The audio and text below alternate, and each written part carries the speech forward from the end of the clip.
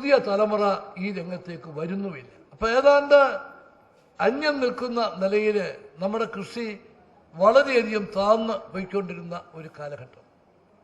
പക്ഷെ ഇന്ന് വളരെ നല്ലൊരു ട്രെൻഡ് ഈ രംഗത്തുള്ളത് ചെറുപ്പക്കാർ കാർഷിക മേഖലയിലേക്ക് വരാൻ താല്പര്യം കാണിക്കുന്നു.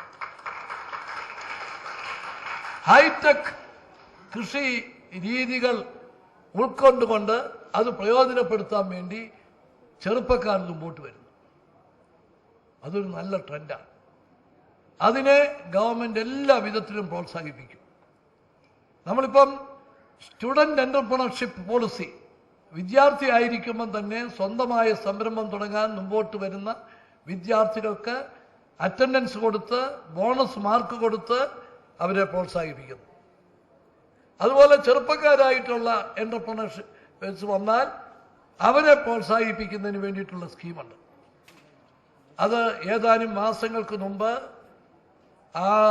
അത് ഇൻഡസ്ട്രി IT മേഖലകളിൽ ഒതുങ്ങി നിന്നിരുന്ന ആ സ്കീം കൃഷി ഉൾപ്പെടെയുള്ള എല്ലാ രംഗത്തേക്കും വ്യാപിപ്പിച്ചു.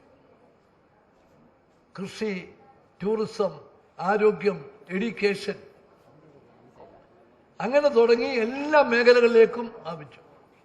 അപ്പം ചെറുപ്പക്കാർ മുമ്പോട്ട് വന്നാൽ, അത് വിദ്യാർത്ഥിയായിരിക്കുമ്പോൾ തന്നെ വന്നാൽ പോലും അവർക്ക് വേണ്ട സഹായങ്ങൾ ചെയ്തു കൊടുക്കാൻ ഗവൺമെൻറ് തയ്യാറായിരിക്കുക, അവരെ പ്രോത്സാഹിപ്പിക്കാൻ തയ്യാറായിരിക്കുക. കാരണം നമുക്ക് വലിയ വൻകിട നിക്ഷേപങ്ങളൊക്കെ വേണം, വ്യവസായങ്ങൾ വേണം, തൊഴിലവസരങ്ങൾ വേണം, അതിനോടൊക്കെ യോജിക്കുന്നു.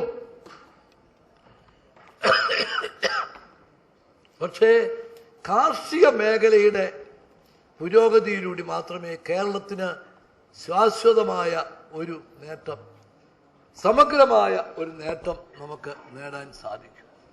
അതിന് ഗവൺമെൻറ് തലത്തിൽ വേണ്ട എല്ലാ കാര്യങ്ങളും ചെയ്യും എന്ന് ഞാൻ നിങ്ങൾക്ക് ഉറപ്പു നൽകാൻ ആഗ്രഹിക്കുകയാണ്.